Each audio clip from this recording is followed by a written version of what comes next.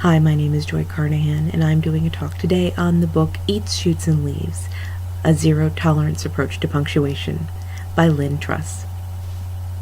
So a panda bear walks into a restaurant and orders a sandwich. He sits and enjoys his meal, but when he's finished he pulls out a pistol, shoots the waiter, and then hastily makes his exit. When the police finally catch up with him, they sit him down for questioning and ask why, pray tell, he would do such a thing. In response, the panda pulls out a nature guide, looks up the letter P for panda, points to the excerpt, and hands it over to the officer. The poorly punctuated entry read, "Panda, black and white bear, originates from China, eats, shoots, and leaves, period." The punchline of this particular joke is what's called a syntactic ambiguity. This is a sentence that can have two different meanings depending upon the grammar used. The punchline is also the title of the book on punctuation. Lynn Truss, author of the book Eats, Shoots, and Leaves, co-opted that particular syntactic ambiguity because it quite colorfully demonstrates the main idea of her book. That idea is that punctuation is important. Indeed it is. Without punctuation, many statements are left with open-ended, ambiguous meanings. One example in the book, and with grammarians everywhere, is the old adage, "A woman without her man is nothing." Now this can be read a number of different ways, but without the author present to clarify, we require a device to add syntactic cues to help us interpret the meaning. For instance, it could mean a woman, without her man, is nothing. Ew. Or it could mean a woman, without her, man is nothing. There's quite a significant difference between those two sentences, but one would be lost as to how to interpret them or interpret which one the author intended without the appropriate punctuation. According to Ms. Truss, the purpose of punctuation is to keep the sentence under control and show what the sentence should sound like. I've always considered punctuation to be the signposts of the literary world. Without it, we find ourselves a bit lost in a sea of words, looking for meaning. Punctuation originated in a utilitarian manner sometime around 5 BC in the theater community of Athens, Greece. The period, which is referred in this text using the British nomenclature, full stop, was to mark the length of a sentence, much in the same way it does now. However, the purpose was to let the actor know when to breathe and then continue on.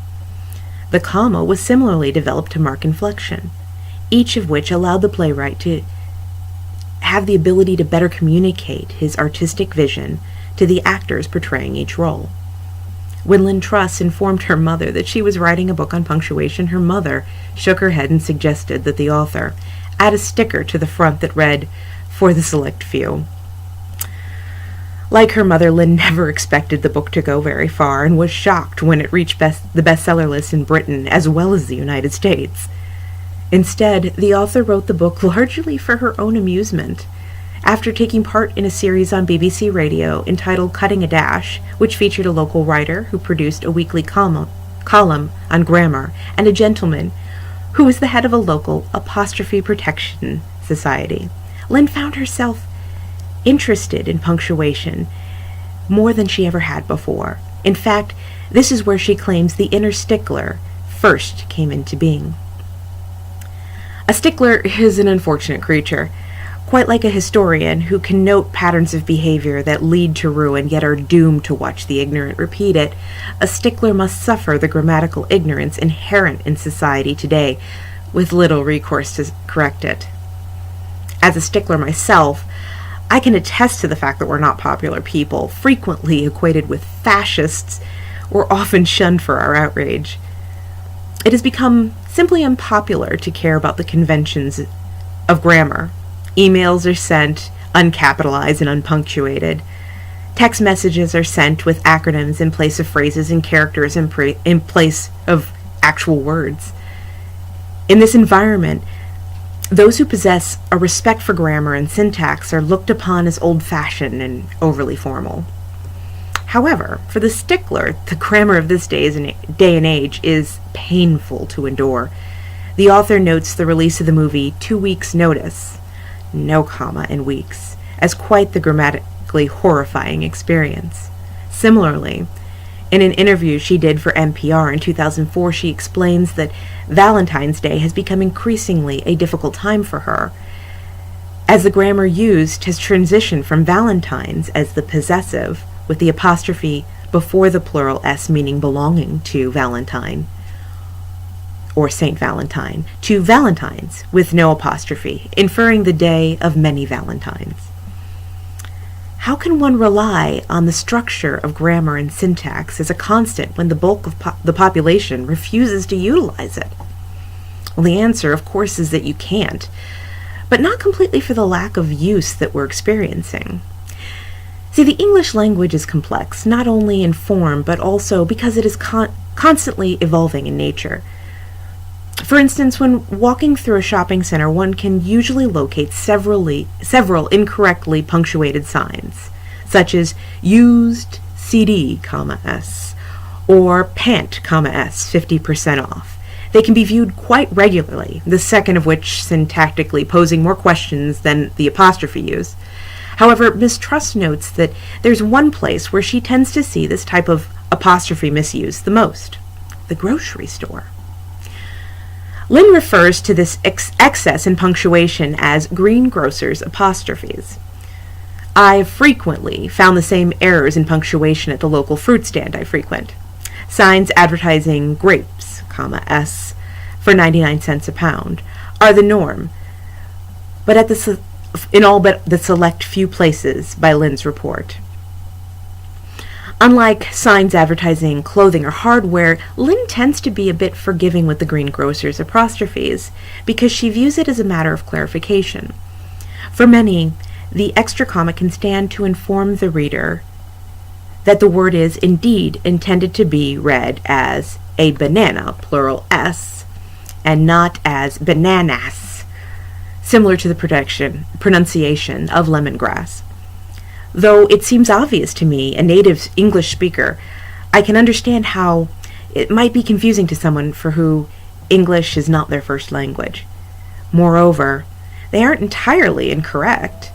In the 19th century, apostrophes were used to indicate a plural S in a word that would end in a vowel, to clarify pronunciation. Similarly, we would find that in the 18th century, apostrophes were frequently used to stand in for missing words, missing letters, such as or for over, or wish, apostrophe D for wished.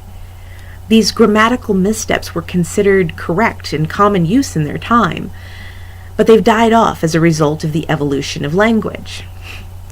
Miss Truss equates punctuation marks to the rhythm of the music of language. So it would stand to reason that as the style of language changes, so would the rhythm. I find it interesting in most cases that present casual writing is not suffering from a lack of punctuation, not at all, but rather an overabundance of use, most frequently misuse.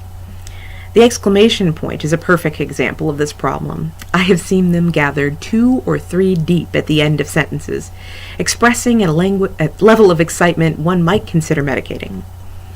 H.W. Fowler said, "An excessive use of exclamation points is a certain indication of an unpracticed writer, or of one who wants to add a dash of sensation in something quite unsensational." Similarly, quotation marks are used as a sign of punctuation used to indicate that the narrator has stopped talking and is letting someone else have a go, are frequently used to call attention to a word or phrase. This is another error that we find quite frequently in shop signs and advertisements. However, in doing so, the shop calls into question the legitimacy of the product they're selling. As Miss Truss explains, a sign advertising pizzas might suggest that they might be pizzas, but nobody's promising anything. Conversely, there are punctuations which seem to have simply slipped from public consciousness. The author suggests that a child of 10 would have a better understanding of the correct use of the colon or semicolon than the average adult, because young writers are held more accountable for their punctuation. Frequently, Such punctuation is considered out of fashion and difficult to understand, but they are simply meant to join sentences to supporting information, further clarifying meaning. The semicolon can even bear some of the weight frequently put upon the poor beleaguered comma, and save a sentence from running off with itself. Punctuation is a useful and important art, but it's best we don't take ourselves too seriously when we practice. When Lynn Truss considered that maybe there should be a militant arm to the Apostrophe Protection Society, she began to make up her own list of weapons against apostrophe abuse. The list consisted of correction fluid, big pens, stickers cut in a variety of shapes and sizes and colors, a tin of paint and brush, gorilla-style clothing, and then when she started thinking about it some more, strong medicine for a personality disorder. Still, in this new virtual society made up of news websites and social networks, it's easy to misinterpret the intended meaning in this poorly punctuated style of communication. If you want to be not only heard but understood, punctuation is key. Without it, your news story could change from saying, "We invited some strippers, JFK, and Stalin," to "We invited some strippers, JFK and Stalin." Let me tell you, the second picture is not nearly as pretty. Thank you.